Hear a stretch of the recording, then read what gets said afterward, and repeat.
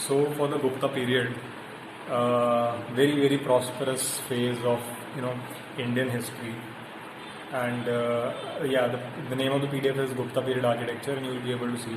Now the reason I thought it's much important to show you this shows you the evolution of from the earliest possible temple structure to what we have now, and कुछ elements थे that they had started to put in what a temple should look like, not a temple or just any piece of religious architecture. Some elements have started to come about. Also in the Gupta period is also important because the Buddhist जो theosophy है, it doesn't talk about God. There is no concept of God in Buddhist style, right? But when you come towards the Gupta period, the Bhakti movement started. So worship, widespread worship of Shivji or Vishnuji or Brahma and then Suryadev, and these things started to happen over, and they were developed in these 2 or 3 centuries. So it's a very important period for Indian history as well as the literature base for the Hindu tradition as we see today. ठीक? And also, I'll leave that part. But if you look at these are Mandapa and the Garbhagriha. This is the place where the Murti or the Shila or the Ling is placed. Was placed. And you can see this is one of the simplest examples of an Indian temple. Now if you look at this, it is a temple at Sanchi, right? So the complex has a Buddhist style temple as well, probably the oldest temple known. And then over time it developed into a lot of other things which were analogous to the kind of rituals that were inculcated in the Indian style or the worship style or whichever sect you had. So this is another example. This is a temple at Bhitargaon, probably in UP if I am correct. It is also a very well preserved space, and this is probably the first temple being worshipped where Shiva and Lord Vishnu, their paintings are there on the walls inside. Okay. That's about it. And if we can look at the roof of this is the style that is going to be used. Some remnants of this style are going to be used throughout the northern style or the Indo-Aryan style of architecture, right? So it's called the temple at Bhitargaon. And then they have just talked about what the Hindu temple is, or just go through it once, you'll understand. Simple cheezein, nothing much to discuss here. This is a plan. अब इसमें क्या किया है? He had tried to put together a plan as well as the side elevation of a famous Indian temple, just to make you understand the plan section, plan or elevation, how they were related. So just like a lot of the buildings in the Islamic period or the Christian period, over time they decided that some architectural significance is of importance. तो building बड़ी भी होनी चाहिए, ऊंची होनी चाहिए. It should be pointing upwards. It has to be intricately carved, right? It has to have some meaning. कुछ context होना चाहिए with the religious practices of the time. Over which during the 6th or 7th century ये सारे develop हुए, कुछ examples, and then over time they developed into full scale architectural methods of temple construction. And now this is all in the Gupta period. Okay.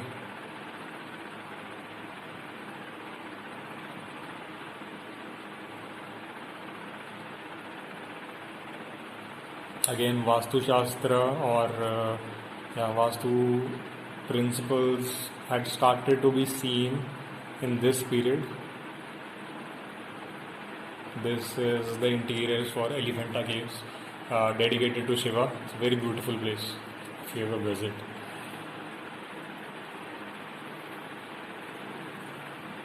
And yeah, that's about it. Now, I just want to emphasize, ये जो हमने एक PDF discuss की है, this has nothing to do with your syllabus as far as I am concerned.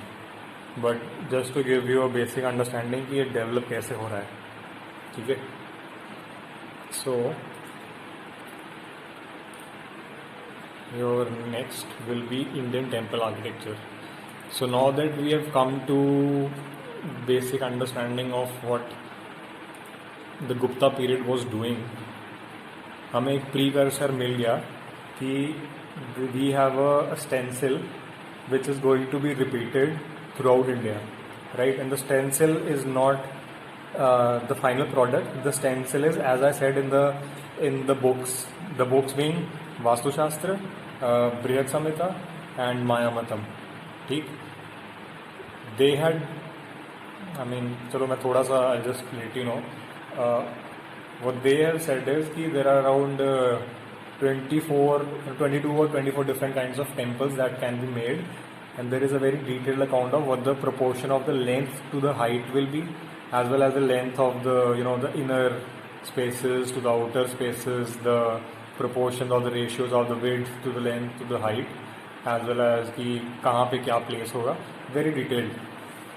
But since we are looking at this from an English explorer still, even after 100 years, we'll go through this way. So उसके 3 basic subdivisions हैं. What he did was, he said there are 2 basic styles. One is the Nagara style, Nagara, Nagar style, or the Indo-Aryan style. The second is the Dravidian style, which is prevalent in the southern part of India. Now, Dravid, the word comes from Sanskrit or Tamil translation, whichever way you want to put it.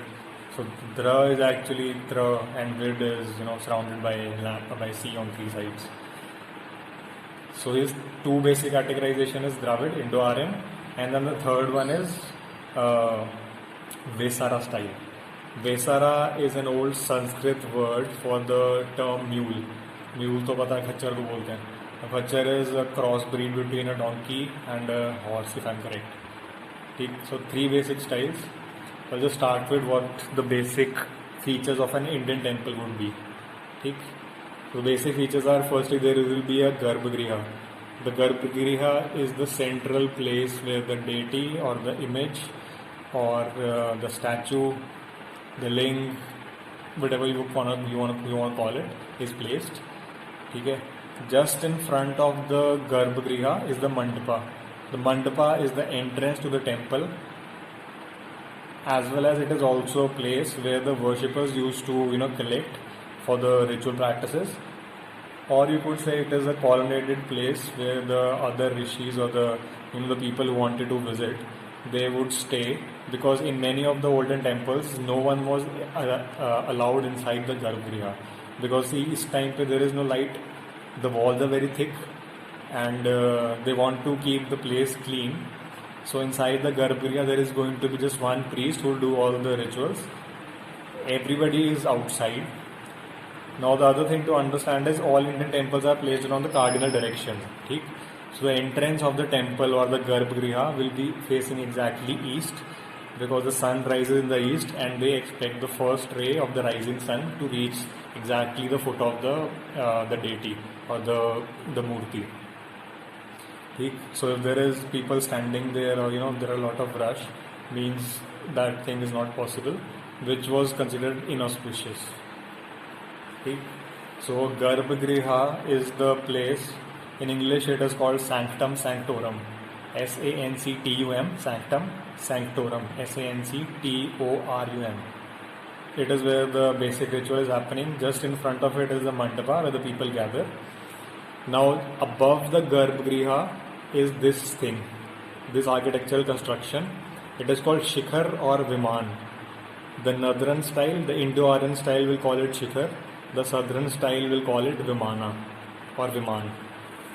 Easiest way to differentiate is if there is a curve along the trajectory, it is a Shikhar. If it is straight, it is a Viman. Viman South Indian, Shikhar North Indian or Nagara. Shikhar is Nagar style, Viman is Dravid style. ठीक? So it is just a pyramid or some tower over the Garbhagriha, and it is the most important part of the building as far as the architectural beauty is concerned. Up on the Shikhar it's a term called Amlak. What is Amlak? Amlak is this, ये जो एक desk सी है made of stone just at the top of the Shikhar, and this is very peculiar to the northern style. ठीक? उसके ऊपर होगा कलश. कलश तुमको पता है क्या होता है? सो सबसे नीचे गर्भगृह, over the Garbhagriha is the Shikhar, over the Shikhar is the Amalak, over the Amalak is the Kalash. ठीक, that's it. विमान जो है उसमें थोड़ा सा डिफरेंट होगा, बट अभी हम सिर्फ एक basic consideration we are looking at as to what an Indian temple should look like. उसके अलावा there are some other terms which is antaral. Antaral is the direct translation would be interval, and as it suggests, Antaral is the vestibule or a small space between the Garbhagriha and Mandap. So it is just basically a transition space. Then there is Jagat, or sometimes it is also called Jagati. So this is common in North Indian temples and is a raised platform where devotees can sit and pray. Now if you look at all the Indian temples, the old Indian temples, ground level pe there is nothing. It is always situated at a height, sometimes as far as 10 to 12 feet. Sometimes 20 or 30 feet as well. So, yeah, so Vahan. So now this is one thing that is not visible in many old temples, but this is basically just a pillar that was situated between the entrance of the temple and Mandapa. And this is at the ground level. It is a vehicle of the main deity along which the standard pillar or dhvaj is placed. So, apart from the Shikhar, this pillar was the highest place inside the temple. Now, interesting to note, these things are replicated exactly the same in the Gurudwara style also, right? वहाँ पे भी होगा एक centre में space, you move around the space, जिसको बोलते हैं प्रदक्षिणा पथ. इस हिंदू आर्किटेक्चर में ऑल्सो इट इज कॉल्ड प्रदक्षिणा पथ, which means it is the space or the movement space where you move around the temple or the Garbhagriha to pay your respects or whatever rituals you have. Gurudwara में भी same. What is called a Shikhra, उसमें आगे domes आगे. On top of the dome there is a Kalash. In this one is also there is a Kalash. Now there are three basic categorizations as I told you already: Nagar, Dravid and Visara. If you are unable to remember Nagar Shikhar, so you will be able to understand. इसमें इसका जो शिखर है it is slightly curved Nagara style में. Dravida is exactly pyramidal and Vesara it is a mixture. Sometimes it is slightly curved, some of the times it is straight, sometimes it has an amalaka और a kalash, sometimes it has just what they call it, I think it's called I'm forgetting the name, but it is more like a capstone. So it is circular होता था, या फिर it has sides like 8 sides or 10 sides, which was prevalent in the Dravid style. ठीक?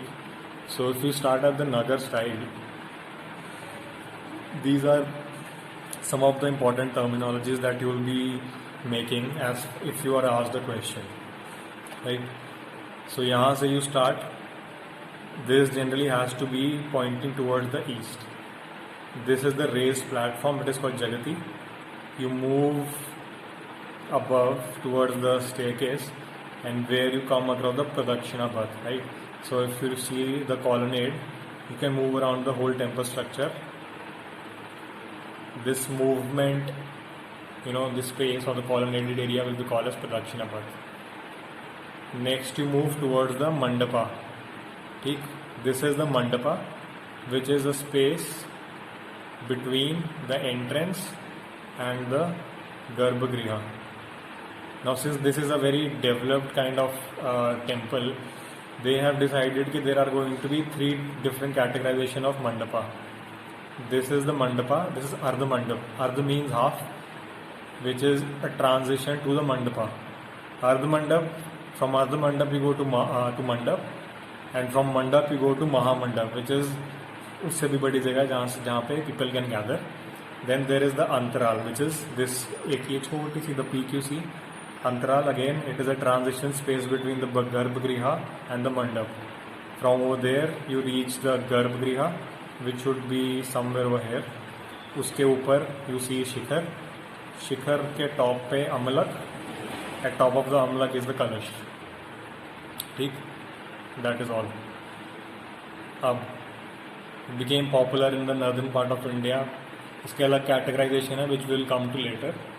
But again, very much prevalent in the northern as well as the eastern part of India. Entire temple is generally built on a stone platform with steps leading to it. There is no grand boundary wall or gateways. In the Dravid style, there will be walls. इसमें नहीं है, ठीक. Earlier temples had one shikhara, whereas later temples had many shikharas. The Garbhagriha is located directly between the tallest shikhara, exactly just to give it some visual importance over the surrounding area. Now, if you look at the Nagar style, इसके कुछ basic sub categories हैं. I just want you to go through them. इनको detail में you don't have to remember them, but just if you are interested, you will see how this goes. So the first one is Rekha Prasad, sometimes also called the Latina style because उससे similarities हैं इसकी. Now this is the one which you will see in the Orisian style. Orissa में ये वाले बहुत चलते हैं, ठीक. Simple shikhara with square base. Square base means गर्भगृह की जो boundary है, that is square. With the walls sloping inwards to a point on top. The point being the Kalash. Most common seen style of architecture. In the later periods of Indian architecture, this type became more complex with several towers clustered together. The tallest tower in the center and the Garbhagriha was directly beneath it. It is called Rekha Prasad, most common type of Nagar style architecture. Second is Famsan or Thamsan, whatever pronunciation you choose. In many temples, this style is used to house the Garbhagriha, where the mandap has a Famsan style of architecture. Roofs composed of many slabs that gently rise to a single point over the building center. Roofs do not curve inwards, but they slope upwards on a straight incline. The Famsan structure generally broader and shorter than the Latina ones. So this is the Sun Temple at Konark. Now, as it's said in the notes over here, it is not a single roof, but it is divided into smaller parts. छोटे slabs, one level, फिर छोटे slabs, one level, and then there is a amlak. The base is not, it doesn't necessarily have to be a square, it can be a square, but this is much more massive in size. और इसके curves are not as visible as compared to the first style, which is the Rekha Prasad style. Now this is, I think, the most famous example of sun temple in the world, other than Modhera temple, which you would have visited अगर trip जाना तो. The third one is the Vallabhi style. It is much more similar to the southern style and very little used. But इसके कुछ example हैं, so we'll just go through it. Rectangular buildings होंगे.